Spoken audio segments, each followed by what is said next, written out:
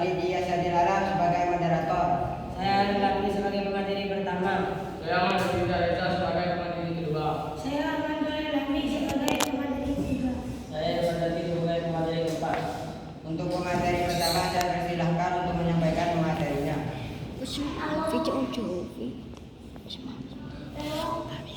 Ekonomi Thailand bergantung pada kegiatan ekspor dengan nilai ekspor sekitar 60% dari total produk domestik Thailand. Pada bulan Januari 1983, Duta Besar Jepang untuk negara Thailand, Moto Ogiso, menyatakan bahwa Jepang melihat Thailand sebagai sebuah negara strategis. Barisan Jepang dalam menentang ancaman komunisme di Asia Tenggara. Atas sebab itulah Jepang memberi perhatian lebih besar kepada Thailand dibandingkan dengan negara-negara lain wilayah China. 1. Ekonomi Thailand mengalami pemulihan dari krisis bersejarah sejak pada 1997 sampai 1998 setelah adanya kerjasama ekonomi dengan Amerika Serikat yang mulai menjabat pada Februari 2001 dengan maksud menstimulasi permintaan domestik dan mengurangi ketergantungan Thailand kepada perdagangan dan investasi asing langsung. Sejak itu, manajemen pemerintahan Thaksin telah memperbaiki pasar ekonominya dengan membangkit ekonomi jalur ganda yang menggabungkan stimulan domestik dengan promosi tradisional.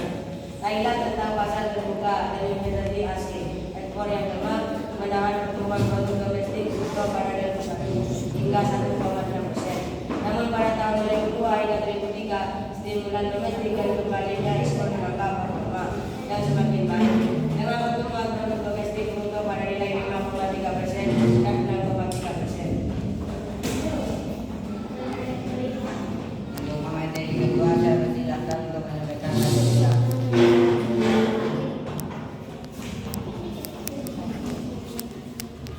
Saya pemateri kedua akan menyampaikan materi saya. Saya pada kredit finansial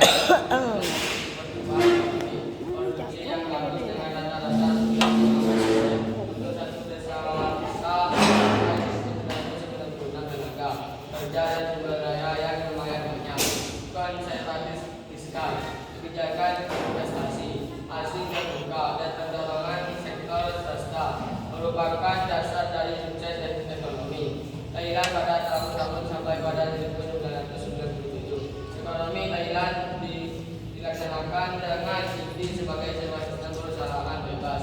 Beberapa dasar seperti membangkit listrik, transportasi, dan komunikasi dimiliki dan dioperasikan oleh negara. Tetapi pemerintah sedang mempertimbangkan meneruskan ekonomi Thailand pada awal krisis finansial. Untuk pemateri ketiga saya persilahkan untuk menyampaikan materinya.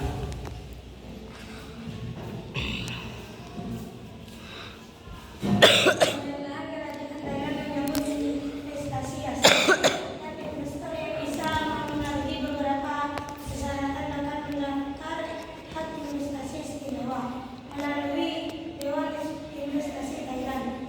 Untuk menarik investasi asing lainnya, pemerintah telah memodifikasi peraturan investasi gerakan serikat buruh tetap lama dengan pecah-pecah Thailand hanya 3% dari seluruh angkatan kerajaan tergabung dalam serikat buruh.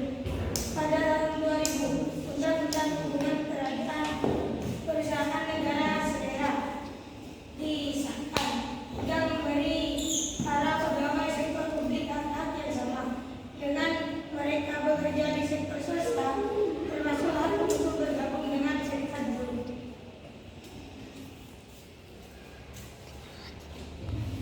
Untuk pemateri keempat saya persilahkan untuk menyampaikan materinya.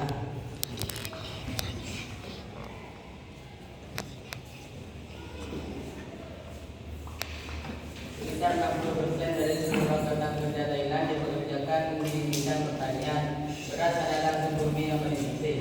Thailand adalah eksportir besar di pasar beras dunia.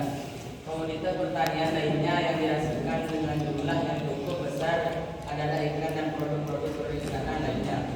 Trigoga, karet, biji-bijian, dan gula. Ekspor makanan jadi seperti gula aren, nanas, dan udang beku yang sedang meningkat. kawasan perdagangan bebas berbara. Thailand turut bergabung dalam kawasan perdagangan bebas berbara sejak tahun 1993. Dalam kawasan ini perdagangan dilakukan dengan aliran bebas barang di ASEAN. Dalam bekerja sama ini, Thailand menerima salah satu dari 2 kerjasama dalam kawasan perdagangan bebas berbara. Negara anggota ASEAN terbagi 2, yaitu ASEAN 6 dan CLMV. ASEAN 6 terdiri dari Brunei Darussalam, Filipina, Indonesia, Malaysia, Singapura, dan Thailand. Sedangkan CLMV merupakan gabungan dari Laos, Kamboja, Myanmar, dan Vietnam. Dalam ASEAN 6, tarif jalur masuk dikurangi hingga 99,65% dari skema tarif preferensi efektif umum. Sedangkan dalam CLMV, tarif dikurangi sebesar 96,96%. Tarif menjadi antara 0,5%. Tarif lama hanya diizinkan pada beberapa produk yang tergolong dalam daftar sensitif tertinggi dan daftar ekspresi umum.